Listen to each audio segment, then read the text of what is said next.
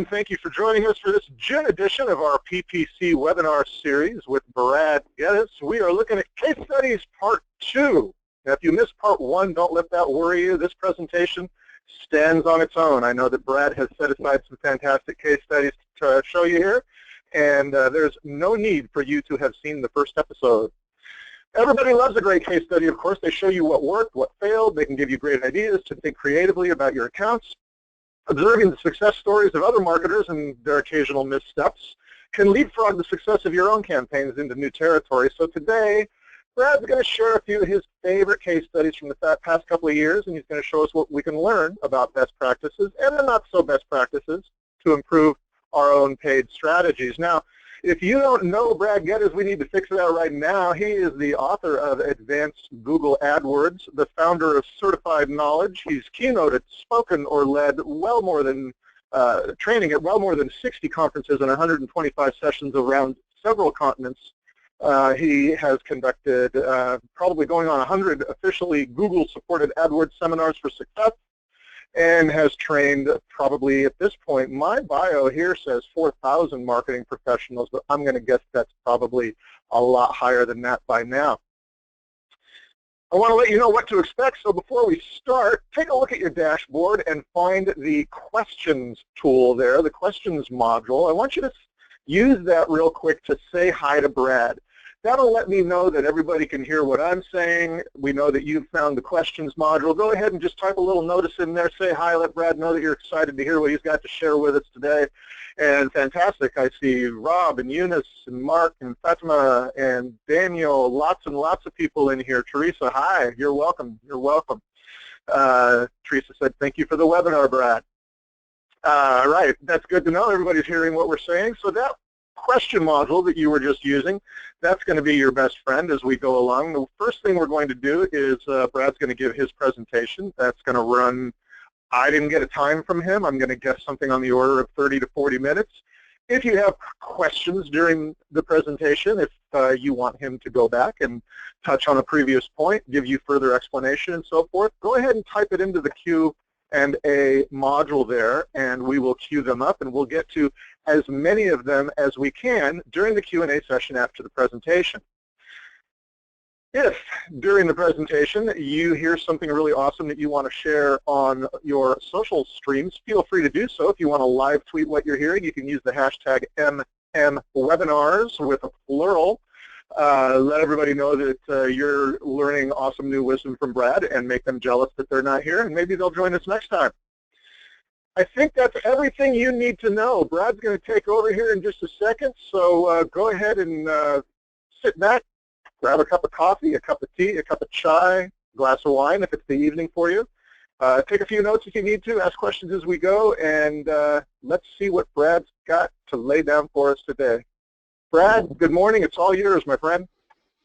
Thank you, Chip. Thank you. So last month we went through a lot of case studies more related to bidding, whether it was doing things by time of day of the week, call center, actually connecting bidding to call center, so forth. Today we're gonna kind of look at the other stuff that doesn't include bidding.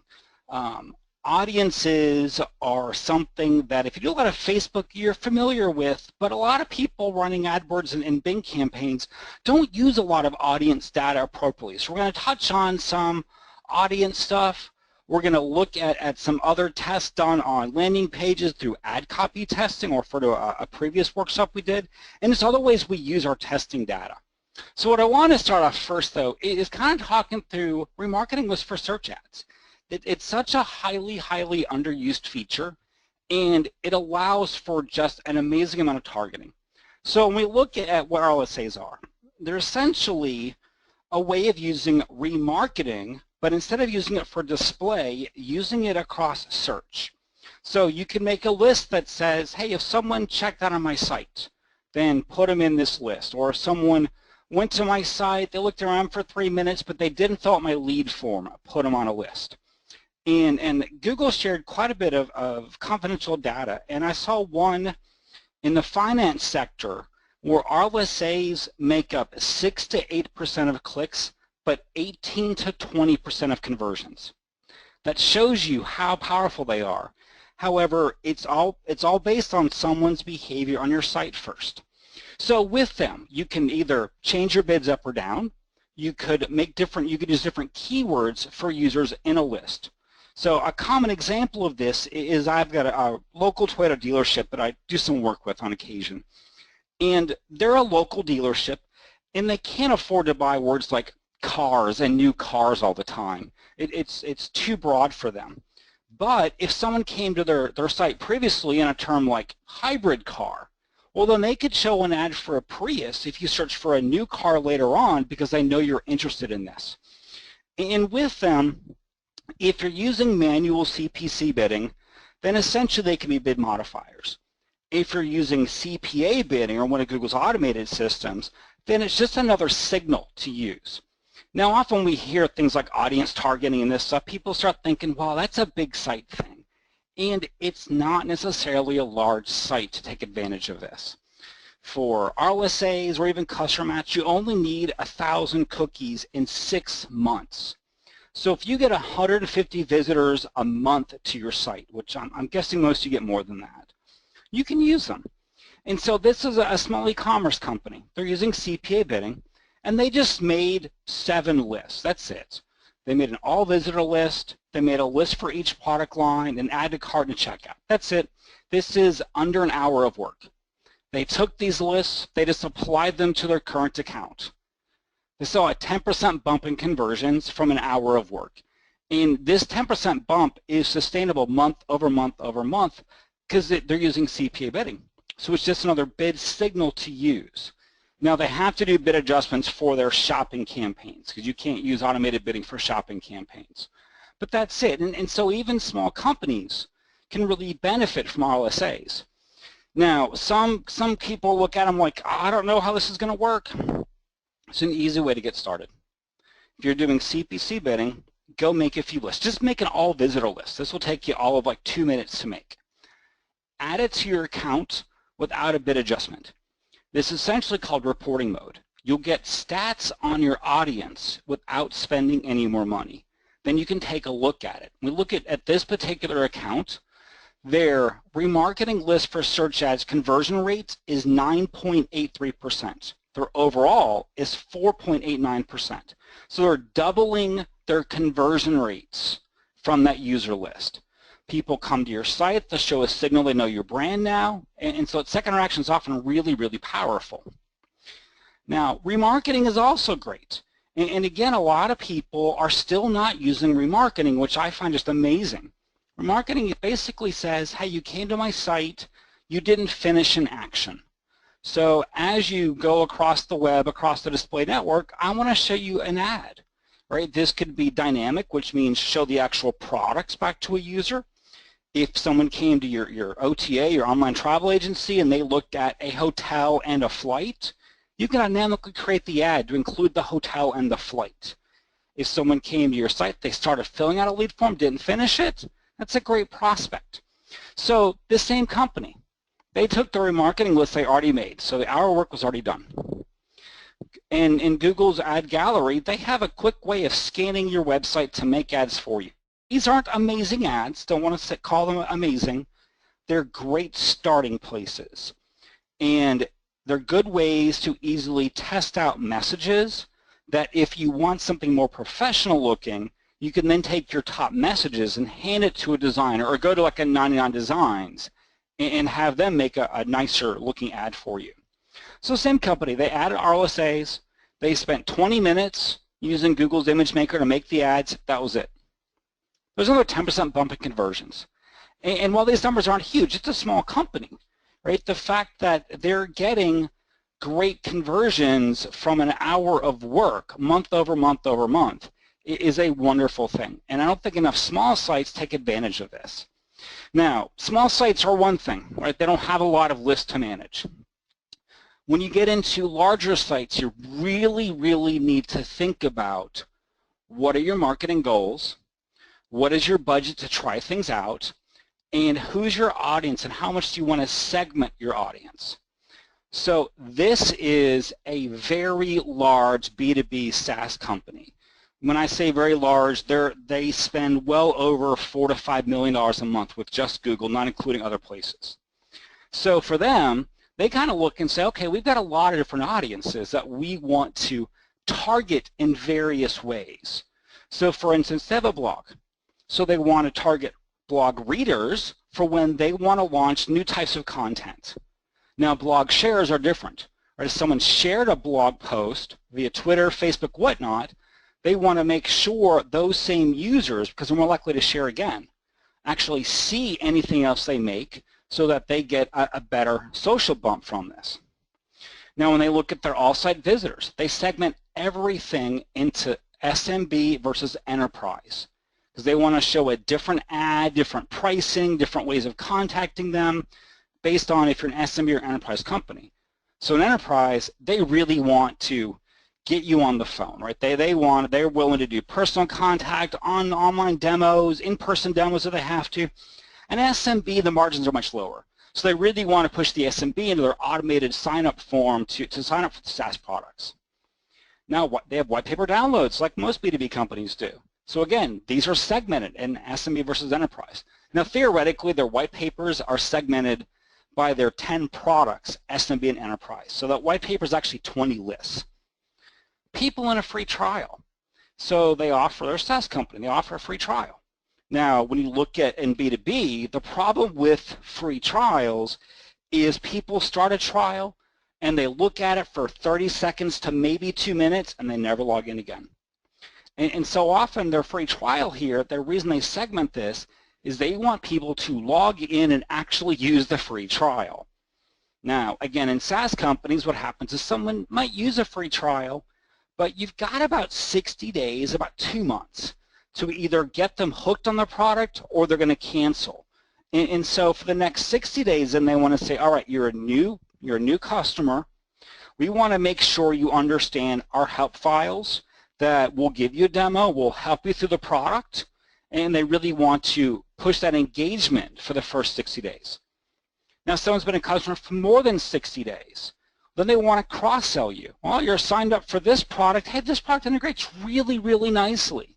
Right? So they don't want to give up on people paying them. They want to engage them differently. Employees are a list.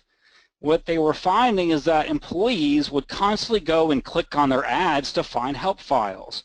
So while they've excluded their IP address, when employees travel, they are on different IP addresses. So they have one that's employees to actually stop employees from clicking on their ads. TV commercial lists.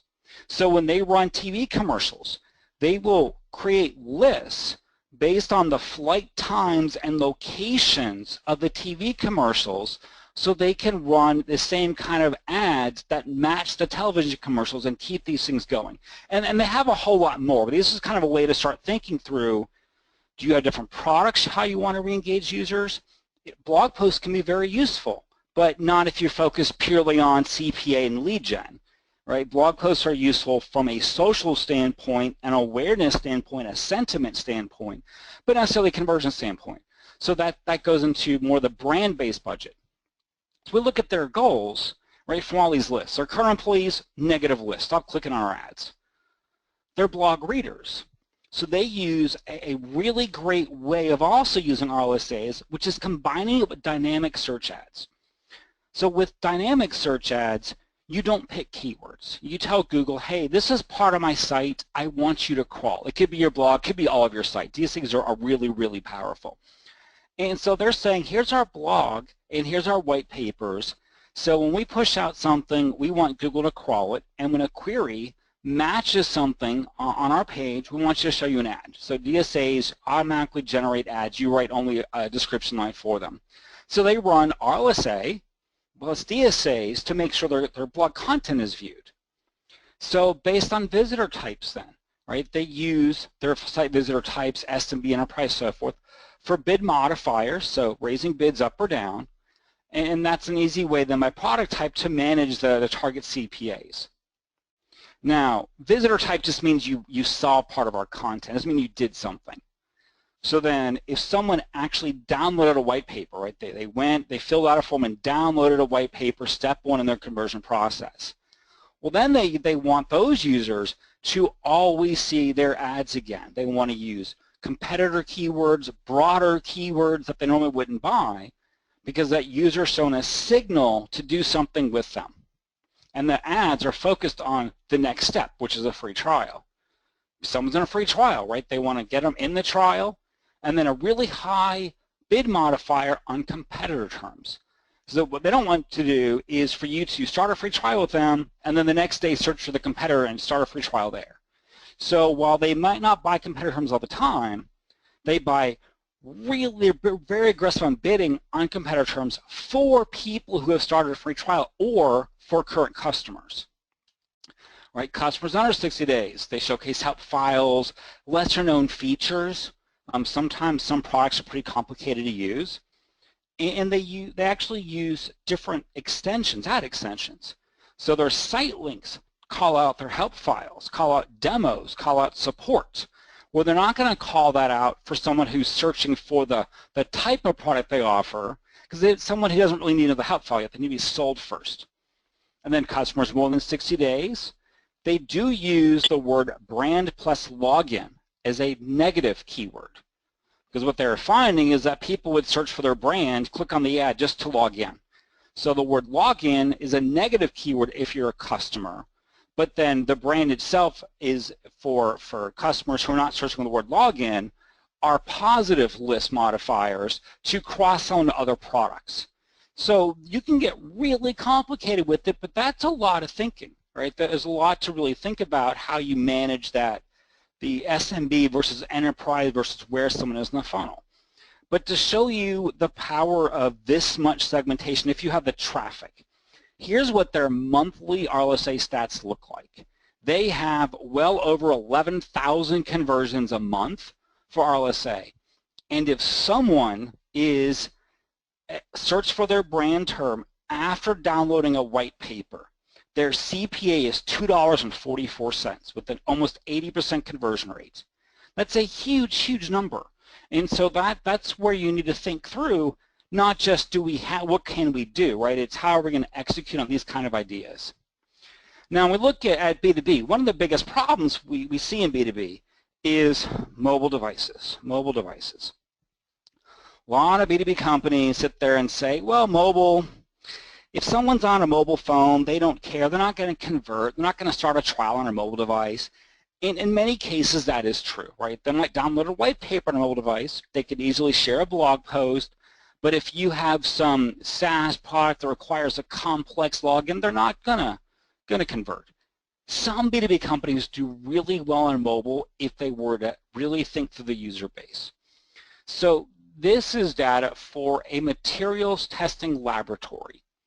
So if you are creating a new product, and it's a physical product like a kid's toy, before you can put it on store shelves, you have to have it examined for mercury levels and lead levels and how is it, is there any problems with regulations in actually putting this on store shelves. And so when they looked at their leads, right, it was all desktop based. They got a few leads on tablets, very little on mobile. Their conversion rates on mobile were terrible. But not necessarily always it's the traffic problem. Sometimes it's the website problem. So when we think of mobile design, right, you have desktop websites shown on mobile devices. So these don't get reformatted well. They're incredibly hard to pick out. If any of you can read that content, you got to be under 25 with great eyesight, because I'm sitting 6 inches from the screen and I can't even read the content of that. It's not designed for a mobile device. Now you can read this content. This is responsive design. Responsive, good for every device, not great for any one device. Wonderful for publishers. IT loves it because they only have one website to support. And then we have mobile-only sites. And it's very hard to find a B2B mobile-only website because they don't usually believe in this enough. And so this was a different company, again, a pretty large spender, who has a locked down IT department. In other words, to get a single word changed on a page means 3 to 6 months of tickets to get a word changed. You want to change a link, you could be talking 6 months to a year to get a link changed, or CSS changed, there's 2 to 3 years of wait time usually. And so they had a desktop site, and we were just trying to convince them, hey, just at least try responsive design. Try something, because we don't think it's necessarily your traffic that's the problem. And so after, I don't know, 3 months, 4 months of time, we finally convinced the IT department to let us use a subdomain CNAME redirected to a different server. So if something went bad on another server, it couldn't affect the rest of their company. And just installed WordPress. Used one responsive theme and one mobile theme. That was it. So now we have 3 websites. We have a responsive, a mobile dedicated, and a desktop. So we said, all right, let's use our current traffic in AdWords. We're going to make 3 identical ads in every ad group. We're going to send each ad to a different page and see what happens.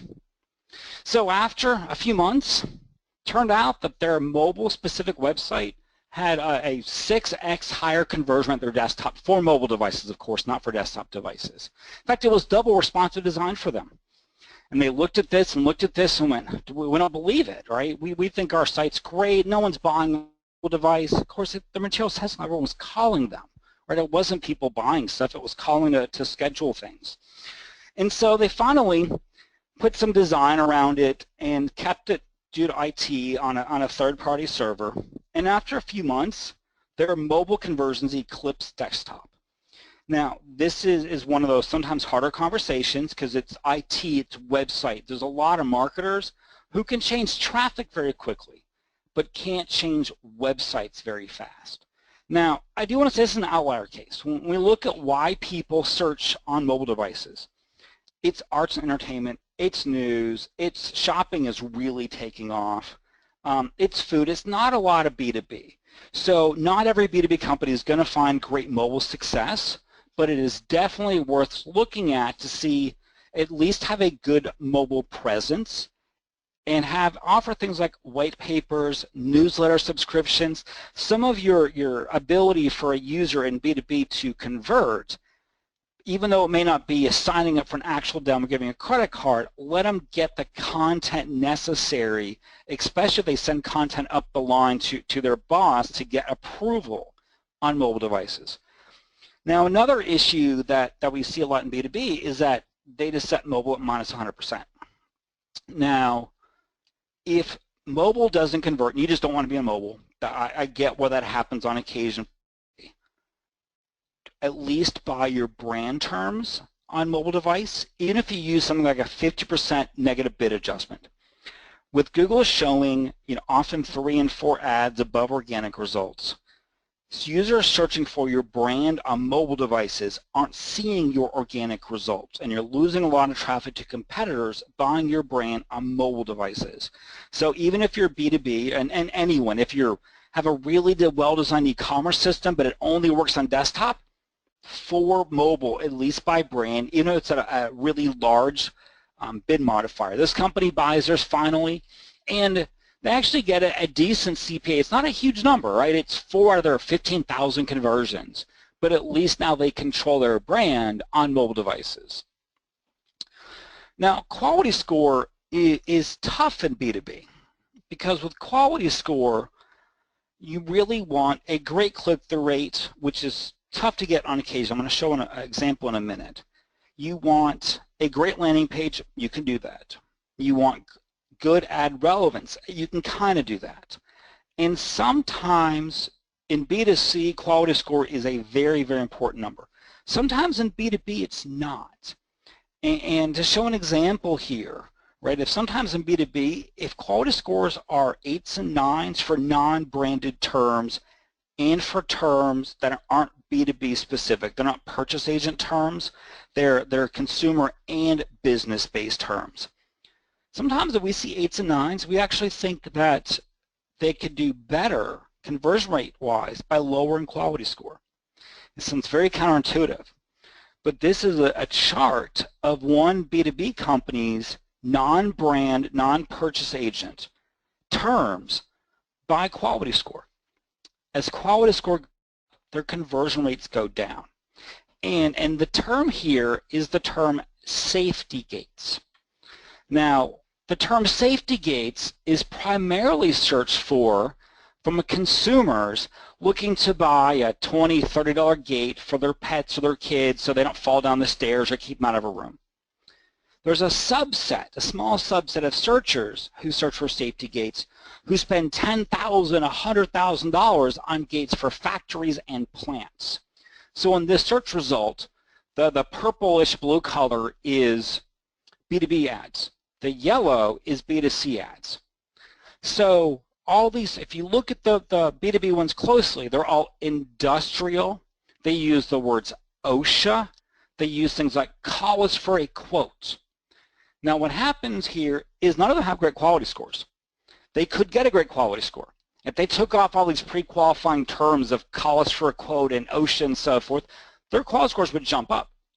Their CPAs would skyrocket as they'd get all these people who are looking for a cheap pet gate clicking on their ads. And so that pre-qualification in the ads is really important in B2B. However, it will lower click-through rates, which will lower quality scores. So next month, our webinar is actually going to focus on quality score with a lot of really cool new analysis we can do with some API changes a couple months ago. Now here's actually the biggest problem in B2B is landing pages, because a lot of B2B companies don't ask for the conversion.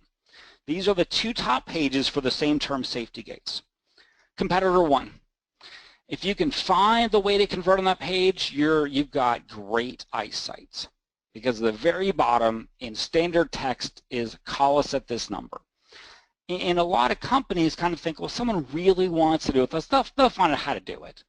And I see this even in B2C on like high-end design firms and architecture firms all the time. Now here's the competitor. Big download the specs. Here's our big phone number. Get a quote. So it's the same product. Really different experience from a user standpoint of how easy it is to deal with these two companies. If you don't ask for conversion, you can't get the conversion. All right, you got to ask for it. Now, we've often talked a lot about ad testing for insights, and I'll show a video later that we did that you can refer back to within Markemotive. But one thing that we often look at are how do we get insights from ad testing, and then how do we apply that other places? So if you've been in a lot of webinars with us, you've probably seen this example before. I'm going to go beyond it this time. So one is using customer data. This is a e-commerce company who sells promotional products. Now they have two types of buyers. They have business-to-business buyers who want to buy 10,000 cups with their logo on it for an event they're hosting.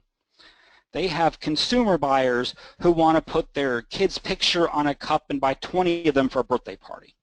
So they prefer B2B, but they'll sell to B2C as well. They're not going to turn down the money, but it's not their primary market. And so, looking through their reviews, every time someone gave them a 5-star review, they used the word rush shipping. Now this is e-commerce.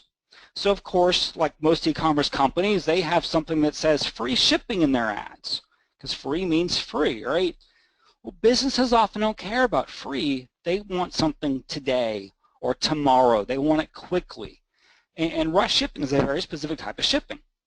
So well, let's go test the ads, right? Let's do fast and free shipping, which was the current ad, versus rush shipping. And ran the test and said, I don't believe this information. I didn't believe the test result. It was done properly. And that's because I didn't think this word would make a 5x difference in average order value. I felt like we missed something really big looking at this data, and we did. We missed the fact that certain products are mostly sent to homes and certain products are mostly sent to business addresses. So we went through their products and tagged them and said, these get shipped to business addresses, these primarily get shipped to residential addresses. So let's redo the same test, just changing the description line 2 across, a few hundred groups, but do it and then look at the data based upon where it's getting shipped to. And reran it and saw, okay, if it's a B2B, meaning the business is where it was shipped to, rush shipping was what people really latched onto. consumers they know rush shipping is expensive. They don't want to pay for it. They want free shipping. And so just by changing a single word here, I mean, fast and free to rush, that's the only difference in these ads. They have a big difference in their conversion rates, the revenue per impression metrics, because they're talking the language of the consumer, whether it's actual consumer or a business. Now, this is great insights you can get with multi-group testing, but there's no reason to stop here, right? You got an insight, and insight should filter through to the website as well, to other marketing materials. I said, well, let's take this data and put it on the website, right? Let's put this right on the landing page and see what happens. So one was, free shipping, takes 2 to 3 days for deliver. The other one was rush shipping, get it tomorrow for orders under 1,000 items. And this was a point of contention because the owner of this business said, well, if they want 20,000, I can't do it tomorrow. But was pretty certain this would be okay. So looked at the conversion rate lift, a nice lift, but it's e-commerce. No one cares about conversion rates. You care about revenue. So when we looked at the revenue, oh, that didn't work too well. Negative 8% revenue from their top customer base B2B companies. And said, well, this is significant changes, right? 11% lift, minus 8% revenue, that's significant. So we're on to something. We just don't have the messaging correct yet. So went through a lot of button iterations. Usually buttons are over talked about in testing, colors and so forth. Usually they're over talked about, but in this case it really did make a difference. And after getting the correct messaging, free shipping orders over 150. That's a really big deal in e-commerce, is putting a limit on your free shipping. Amazon was probably the one who rolled this out really first, like 10, 12 years ago. They took their marketing budget and turned it into free shipping. And they put a free shipping at, I believe it was $25, it might have been $35.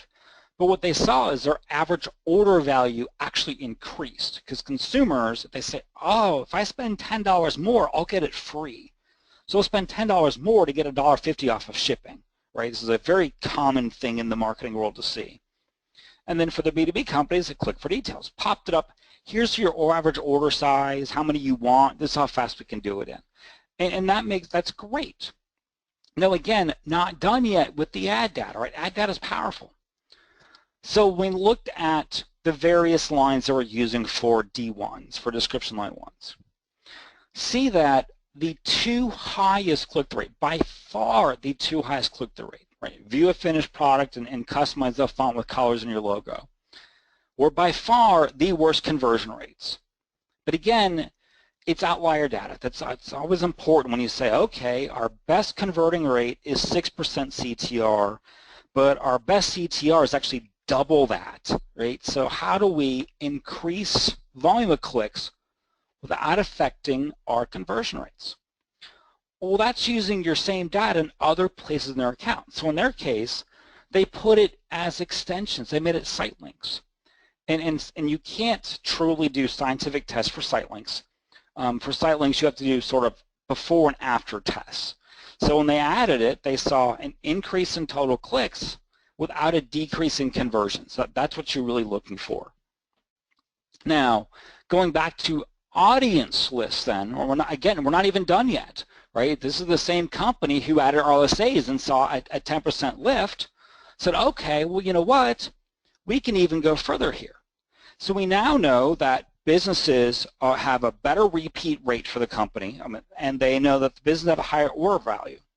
So now what happens is when a user checks out, if the user checks out an amount over $500, or the shipping address was to a business address, they put them into a B2B shoppers list so that if they search again, they have super high bid modifiers because they know that is a great user to get back. Now, if the user checked out, but it was under $500 or it was shipped to a home address, they still put them in a list to remarket back to converters, but they have a very low bid modifier because they're willing to sell to consumers, but it's not their primary business. And if you're looking to see how to get these great multi-ad tests data for yourself, we did a whole workshop on how to really lay out exactly how to do MA testing to get global insights, because these are insights that aren't from an ad group. They're from an entire segment of an account, such as all your brand terms, all your product terms, or just all your SMB product terms. Now lastly, websites are great places to use some of this data. Some things, I just want to give you some inspiration of things to think about. Ad testing data is so powerful. Title tags have the same length, especially when Google rolls out the new title tags in probably October. We're going to see 60-character long title tags. That's the same as organic. We see really savvy companies sit down with the SEO team and say, okay, an ad, right? And an ad is just anything written down or any kind of a visual way of motivating a user to do an action, right? An organic listing is an ad. A PPC ad is, of course, an ad, right? An ad is designed to motivate and influence someone's decision. So we see smart companies sit down with the SEO team and say, hey, we know you've got to have certain keywords in your ads, but the rest of your title tag is really just an ad to get a user to click through. So they'll run PPC tests to see how they should structure their organic title tags, because you can't A/B test organic title tags. That's a good way to do it. Email subject lines, they're ads too, right? So other great place to use this is just in your emails. Another great place, if you're doing like button testing, most emails end with a call to action, right? Here's a button, here's something to go click on. It's a great place to do it. When you look at websites, most people are really afraid to A/B test their homepage or key pages. Totally understand that, right? If you say, oh, we're just going to change our homepage today, that's kind of a scary proposition. Great way to do this. Look at the new homepage you want to design, right? Launch it, but not on your main page. Launch it somewhere else on your site, and then run your branded traffic to that new page. Now you can test with branded-based traffic your new homepage without actually rolling it out and affecting organic or just the overall brand perception first. If you're doing a lot of SEO, right, remarketing and your Google display placement information are great link targets, right? Link building is still alive and well. And if you're going to say, where do we get great converting traffic from? You have a list. It's in your account already, right? Great places to think about how you get some traffic from those pages that are already sending you converting traffic.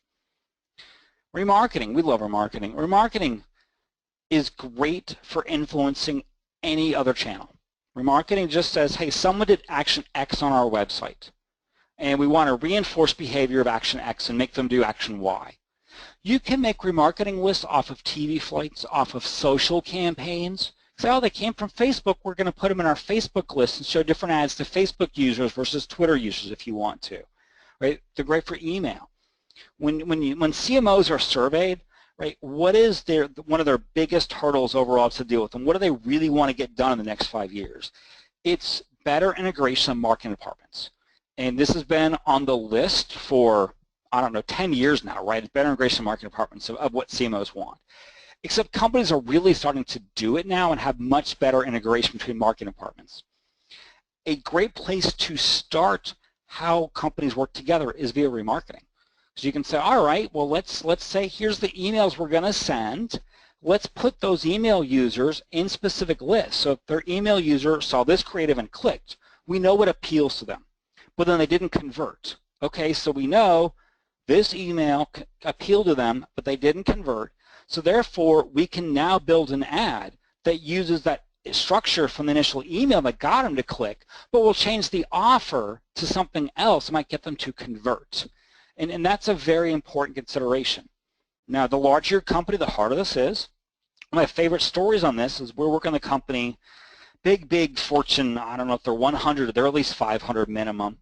And the email team had been to one of the SMX shows and learned about remarketing and said, this is great. We can reinforce our emails because we know it takes users 2.3 clicks to convert when they click on an email.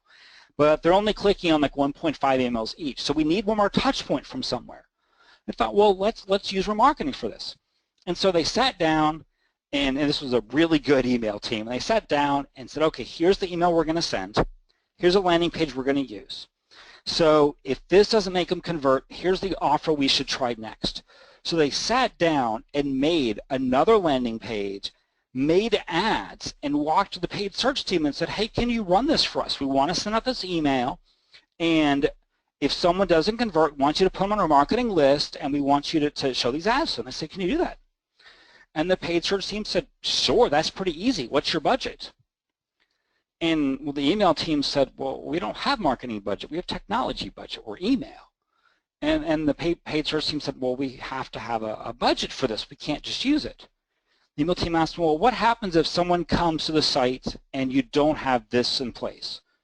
The paid search team said, well, they'll be placed on our non-converters list in that case, and they'll see these ads.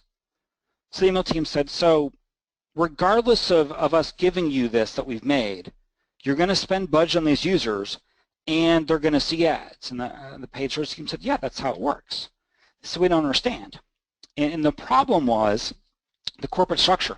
This is often a problem in big companies. Each team reported up to a director level, and directors were given budgets. The size of your budget determined how important you were within the company. And so for the paid search team to essentially give some budget to the email team to run this, their director would lose faith or lose importance in the company, right? Just made up in internal statistics. And so it was based on that one issue that after 6 months, they still hadn't launched this coordination between these two teams. And so that's where CMOs want this, but often it's being blocked by something else. But great ways to start departments working together is via remarketing. Also, you've got customer match. You can upload your email list, your CRM data. So even if you go to a trade show, you collect cards at a trade show. You can scan them, assuming you have permission to market to them. You can scan those cards in, upload that email list to AdWords, and use your CRM data to serve ads as well, which is a great way of integrating offline to online marketing touch points. So just to kind of wrap up here, so we have some time for questions. Right, remarketing, it's great. RLSA is for search, remarketing is for display. It's good for small and enterprise companies, but the larger your account, the more traffic you have, the more you can do, but the cleaner your thinking needs to be of how these lists all work together and not just compete with each other. But in reality, follow your conversions, right? Your quality score, landing pages, ads, and as you follow this data, when you find these insights, think about where else you can use this kind of information across your marketing, not just in paid search, but in even other channels as well. All right, so I'm going to turn it back over to Chip here for a second to see if we've got some good questions and discussion from this. Fantastic. I just got to point out, by the way, for everybody and for my own sake, that's an old market motive page you've been showing in there. I just want to say our site looks really different, but as you well pointed out, good screenshots of the new site. Well, but it's also a great example of the process that we've gone through over the past few years. I mean, I think that, in my tenure at Market Motive, which is going on something like 7 years now, we've built 1, 2, 3, probably 5 different sites from the ground up over time, and all based on a lot of the kind of conversion and data crunching that you're testing and data crunching that you're talking about there. So, yeah, I'm a little embarrassed. This is an old page that you're showing, but it was part of the process that brought us to where we are now. We do have some good questions in the system here. Before we do that, though, I'm going to ask everybody to indulge me really quick. I'm going to take over the screen, and I'm going to launch a little poll here, and I'm going to take about 60 seconds or so to just give you a little more information about Market Motive. This is a public-facing webinar, by the way, right? So this isn't just for members only. We make these webinars available to the community to give back and to give folks the resources they need to improve their marketing across all kinds of skill sets and specialties. And I like how it cut off the title there. Thank you, GoToWebinar. That's interesting. But anyway, we've got some folks on here then who are already customers of Market Motive, who are either in there themselves doing some training or have their teams, their marketing teams in there doing some training. In some cases, we've got folks in there who have their sales teams in to help them understand marketing better so that they can sell advertising space on publisher type sites, content sites, and so forth. And it's important for you to know, though, if you are not familiar with Market Motive, that a webinar series like this is just a small part of what we do. We do 7 or 8 of these every month in a variety of disciplines. So we do things like you see here with PPC. We also do content marketing, analytics, mobile, social media, and so on, covering timely topics, both on the strategic and tactical level. But the core service of what Market Motive does is greater than just the webinars. We are a training publisher. What we do is we build web-based digital marketing training curricula that are used not only by agencies and fortune companies and individual marketers, but also by higher education institutions like, let's say, Duke University, to roll out into their education programs. They're licensed by agencies, professional organizations, in-house enterprise teams. These are structured courses with streaming videos, downloadable workbooks, quizzes, tests, exercises. The members get access to moderated forums where you can interact directly with our faculty, folks like Brad here, Avinash Kaushik, Jen Cario, and of course you can also interact with other students. You can make some new allies and some new colleagues there. You can ask questions about the materials. You can ask how you might apply the lessons to your real-world marketing challenges.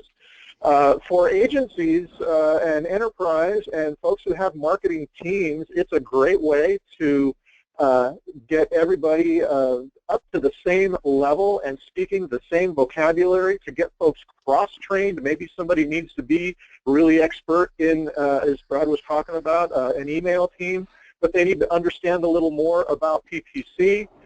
They can take a foundations level course in PPC and get to know enough about it so that they can speak intelligently with the paid team when they're building their email campaigns and thinking about things like remarketing. So it's a tremendous resource. It's an end-to-end resource. We're happy to talk with you about how it might benefit you as an individual marketer or as a group. If you're interested in reselling, we can talk to you about that too. So take a moment and tick the appropriate box. We'll have somebody get back in touch with you. There's no obligation, but you can get a tour of the system, see what the learning management system looks like, what the environment feels like, get a look at some of the courses and some of the lessons, and we'll figure out what the best course of action is for you. So I'm going to go ahead and close the poll here in about 4 seconds. 3, 2, 1. Those are fast seconds. Closing the poll. We're back and seeing your screen again, Brad, just so you know. Thank you for indulging me with that, everybody. One common question we get, this is something that Angel is asking, is this webinar recorded and archived in the Market Motive site for members only? Yes, that is a true statement. We do record all of the webinars. We generally go ahead and get them produced and put into the archive on the Market Motive site where members can get access to them. We are, over time, rolling out a YouTube collection as well that will be available public-facing for those folks who are not currently members. We're sort of experimenting with that a little bit, and it's being managed by a different team over with our parent company, Simplilearn. And so I can't tell you exactly when that's happening and exactly which webinars that might include, but you'll certainly see it in the archive inside the Market Motive platform. Pardon me. Sorry, got something stuck in my throat there. Brad is asking, where can I learn how to make audiences based off of TV ads? And I think what we're talking about there is if you're running a television media campaign, how do you bring the activity and viewership that might be valuable down into some sort of a list that you can use in your paid efforts? Where might they learn more about that? Good question. I mean, I don't have a good resource. I mean, in reality, you're just using your Google Analytics remarketing list. So you can either create a specific URL and don't do like /offer23 because no one types in offer23. Use a branded URL that's not your main site for that offer, and if someone went there, add them to the list. Or you can make a list that only applies to a geography, and then you can timestamp when a user gets added to a list. So usually what you see is when a commercial airs, 90% of your traffic is within 15 minutes and like 98% within 30 minutes. So if you say, okay, if someone came from Detroit between 8:37 and 9:02, add them to a list. And that would be a way of coordinating it. There's not another great way of doing it except using your GA list building to do it that way. And so usually a branded URL is the best way to actually just do it. and just put GA across both sites, link it back to AdWords, and that's the easy way to get started. I think that's an excellent answer. I want to go back and put a finer point on what you said there. You mentioned that using a subdomain like /offer25 so it doesn't work so great. So that's practice that we understand now based on the metrics that you really need some sort of just specific .com, .org, what have you, but no subdirectories, no trailing flashes, things like that. Yeah, I mean, if you do something like use offer 23 to get your free trial, you can get some that way, but the problem with that is users forget what the offer number is, and they're trying to make up numbers to get in there. So you do like, marketmotivetv.com, right, or marketmotiveoffers.com, and that way you could just use that URL. It still has your brand in it, but that way you put that one on the TV ad or billboards, I mean, whatever you want, right? And that's really the best way to do it. And do you think that having a branded URL like that is better than, let's say, let's think about customer intent, right? Let's say that I'm looking for a particular kind of SaaS. I'm looking for a CRM tool. Top CRM, obviously you're not going to be able to buy this, but finding a URL that's specific to the product or the offer or the customer intent, or better to brand the URL for these efforts? Usually better to brand, because when you do something like topcrm.com, you'll see people search for the domain, right? So someone will search for topcrm.com, which just means you're now doing a huge, marketing. They're going to see whatever ads and organic listings come up from that, right? Which is not going to be just your brand. If you do a brand one though, and they do a search, even if you don't capture them on your special TV URL, you're at least going to capture them off your brand URL being there. And so that's kind of the problem, is switching the term in someone's head. So usually brand is better then. Yeah, that makes total sense, because if you go with the intent or the product line, then you're basically just inviting all of your competitors into the SERP results. So, yep. Yeah, totally. Okay, great, perfect. Brett's also asking, are there any Google extensions or tools that you use outside of AdWords and analytics that you would suggest? Well, I have to suggest the one because I'm a co-owner of the company, but AdAlysis, ADALYSIS, is a huge ad testing, automated ad testing, and so forth. That's my favorite. I'll use, depending on what people use. If they're using, Acquisio, Marin, Kenshu, then I'll use them. And they're very, Marin is great if you need to integrate your CRM system and ROAS data directly into something for bid purposes. I really like Marin for that. So there are, but they're usually specific to the task that needs to be accomplished. And of course, Excel, the AdWords editor, very, very important. I think the most underutilized PPC tool is the calendar and project management. We actually have a video in Marketing Archives on project management for paid search. It's knowing what to do is more important than the tool, because you don't know what to do, a tool is useless. And I think it all starts with project management and calendars and shared assets, and then it moves to more specific paid search tools. Gotcha. Just so you know, I went ahead and shared the AdAlysis URL in the chat module, folks, so you can find a link to it there, along with, you mentioned Marin Software as being one of the tops. I think that's who you meant when you said Marin. It is. It is. So I went ahead and I shared that in there too, so you folks can take a look at those links. One other link I'm going to share real quick, because you talked about 99 Designs when you were talking about a reliable and affordable way to get some design work done. So I'm going to share that in there too for everybody to see. If you're not familiar with 99 Designs, take a look at that. And let's see. And Brett says, thank you very much, and no problem on the plug. More than welcome to take a look at the product. I'm excited for AdAlysis. I know it's been, what, more than a year now since you guys rolled out, right? I think 2. I mean, we just launched Ngrams today. Really? Yeah, we have Ngram analysis for search queries, which I don't think anyone in the world has that.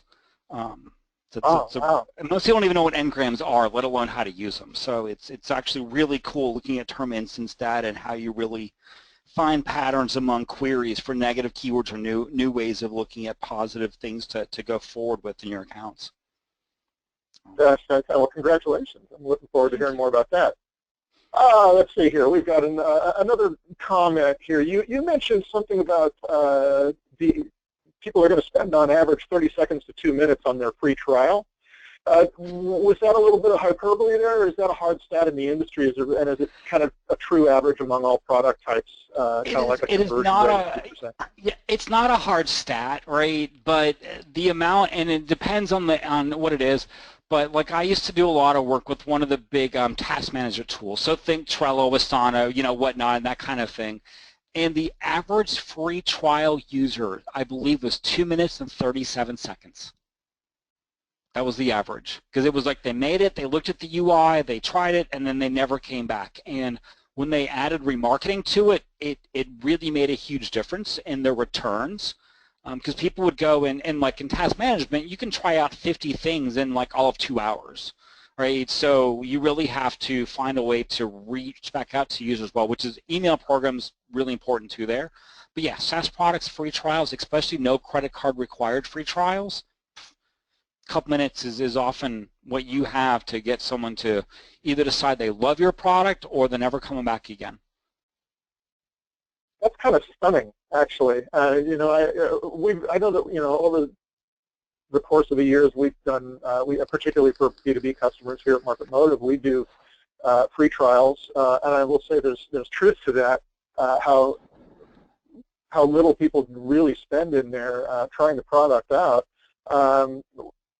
To follow up on that a little bit, just if we just spend another second on it, are there best practices in remarketing to people who are currently in a free trial, or even those who are already current customers, the kinds of messaging that works best to get them to say, oh yeah, I'm going to go back in and I'm going to try my access and maybe I'll try a new thing, without getting creepy and saying, hey Steve, why haven't you used your free trial yet, or something? Oh yeah, that's too much, right? So what we do is we say, what are our primary 3 or 4 or 5 benefits, right? And then that way we can make an ad to each of those benefits, so that if a user doesn't care about benefit 1, but they see the second one, like, I didn't know you did that as well, right? All of a sudden you've re-engaged them again. So I find with remarketing, especially display remarketing, not necessarily search, that's a little different intent, that making 3 or 4 ads with completely different messaging, even if 1 or 2 perform below the average, that the whole is actually better than the one. It's that 1 + 1 = 3 mentality, which a lot of people don't, it's sometimes tough to grasp on. HubSpot's taken some beating over that math, but it really does work in remarketing. That's interesting. I call it the Geico effect, right? If you watch TV for 3 hours, you'll see 5 Geico ads, and none of them are the same. Right, you've got the lizard, you've got the caveman, you've got the talking stack of money, you've got all the different. Of course, I'm still old, right? I mean, I'm referring to Geico ads that probably aren't on the TV anymore. But I don't. Yeah, they had an effect. Exactly. Now, one more question. I think we have time for one more here. The 3-site study was great, where you were showing that they were dedicated to their desktop site, and you had them test a responsive and a mobile-only WordPress implementation. The question is, did they keep the content on those 2 WordPress sites a little simpler and kind of squeeze page oriented, and save kind of the deeper high-maintenance content for the desktop version? Or did they really try to reproduce all of the content? It was the same. The content was the same. Because the desktop already had squeeze pages, right? The desktop had squeeze pages. They were just formatted in tables, which do not go to mobile devices well. And so they reformatted the same content into CSS design. So that way, on a responsive CSS or the mobile-only site, okay, the responsive site, exact same content. The mobile site was not, because the mobile site was broken down into very small bite-sized chunks, easy to navigate, quick to jump through points. So the mobile site was its completely own design, with a little bit the same content but broken down in a much more granular focus. The responsive design was same as desktop. Gotcha. Okay. Tables. How many years ago was this? You said the page was built in tables? In the last 48 hours, I came across one site that was still built in front page, and one that was 100% Flash. Wow. Yeah, Taking can't folks even a long navigate time to them. learn those taking folks a long time to learn those lessons. Yep. I'm going to squeeze in one more. Winnie just came in under the wire here with another question, and I want to make sure we get it. And we'll be as concise as we can in the answer because we're at the end of the hour. What should a brand new AdWords campaign focus on? Display, search, video, mobile? And where's the low-hanging fruit? I don't know how well we can answer that question without knowing more about her audience. You know what? For 98% of people, it is search. Search is an intent to find something and get a question answered. There's some exceptions in that statement, but they're few and far between. If the exception kind of can be summed up, if you do really well on as seen on TV offers at 3 a.m., display is great. If you're like, why would we do that? Then search. Search has an intent driven to it that no other channel can touch. Perfect. 98%. I think that pretty much answers the question. Yeah. Fantastic. All right. Thank you, Winnie. I hope that helped. Okay. I'm going to put one last link into the chat box here, folks. So take a look at that. That's a link to the upcoming webinars page at Market Motive. I just want you. What's that? Oh, it is. Oh, yeah. You've got the calendar view up there. Fantastic.